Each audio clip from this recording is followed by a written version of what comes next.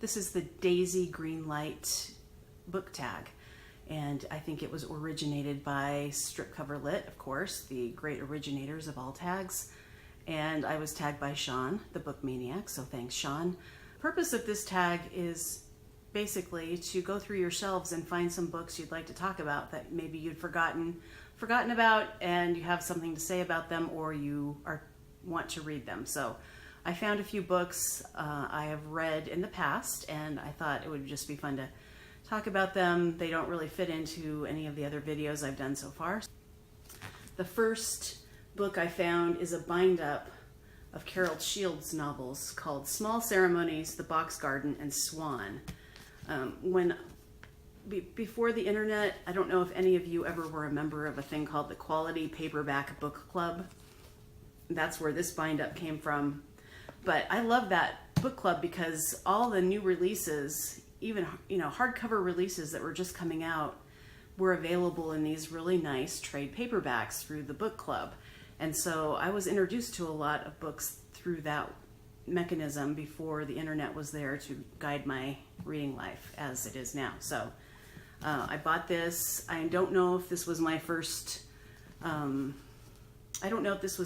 connection to Carol Shields. I don't think it was. I think I bought it after I'd read some other stuff, some other work of hers. But I don't remember that much about the novels in here except for Swan. I really like Swan because it's about a literary academic who, I think she teaches English, and she probably writes books about women authors. And there was a poet named Mary Swan, a fictional poet within the confines of this novel, that was unknown, and then after her death, her poetry was discovered and she became a literary phenomenon. And the premise of this book, Swan, is Sarah Mahoney becoming a Mary Swan academic. So this kind of book fits right into my interests of reading about academia, reading about writers, reading about women, and found voices. And because BookTube seems to have Lonesome Dove fever right now, I thought this would be an appropriate book to talk about. This is Larry McMurtry. It's a bind-up also of 3 of his early novels. It's called Thalia because that's the name of the town, but it contains the novels Horsemen Pass By, Leaving Cheyenne, and The Last Picture Show. And all of these short novels became movies in their day. I think Horsemen Pass By was HUD with Paul Newman. The Last Picture Show was a movie with Jeff Daniels and Sybil Shepherd and other fabulous it's so sad. It's one of the saddest books I've ever read and one of the saddest movies I've ever seen. So seeing Leo and Doris from Aldi Books and I think one other person, they're all reading Lonesome Dove right now. And it's giving me Lonesome Dove jealousy because I love that book. Although I haven't read it in about 32 years. I read it in the summer of 1987.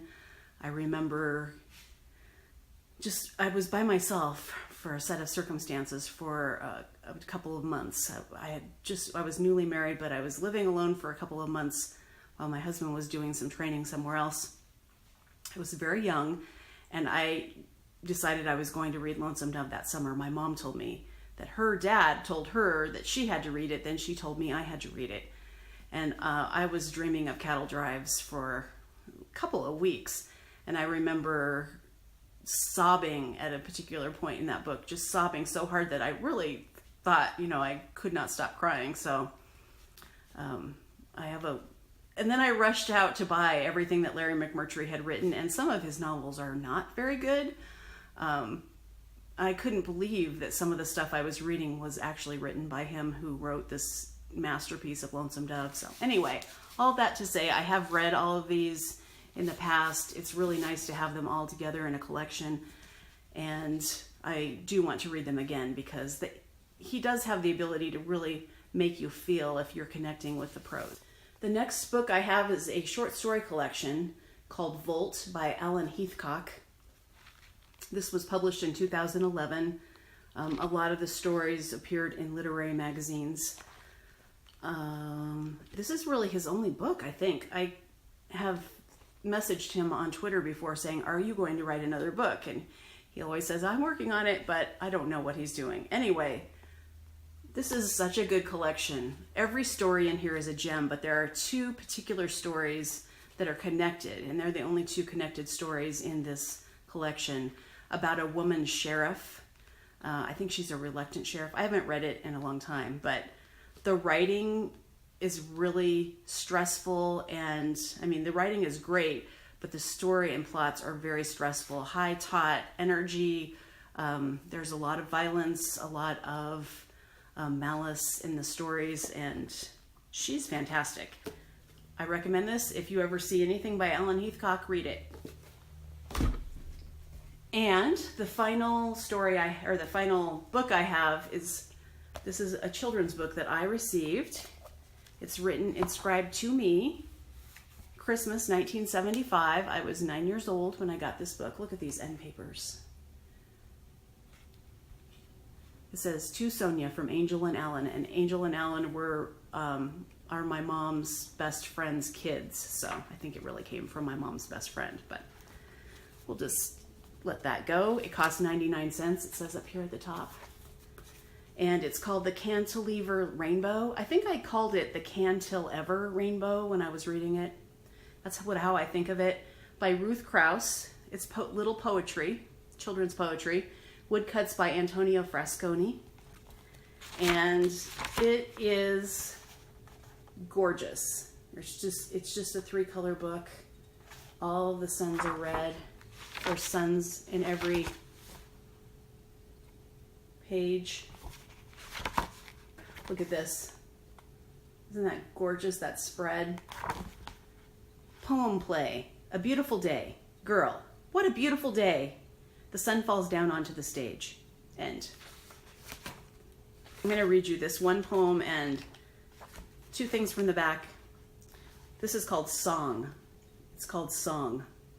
I'd much rather sit there in the sun, watching the snowdrip from the trees, and the milkman's footsteps fill up with water, and the shadow of the spruce tree branches waving over the sparkle on the leftover snow, and the water dripping in front of my eyes, and the water dripping from the roof, from the bushes of sparkle. The water is dripping.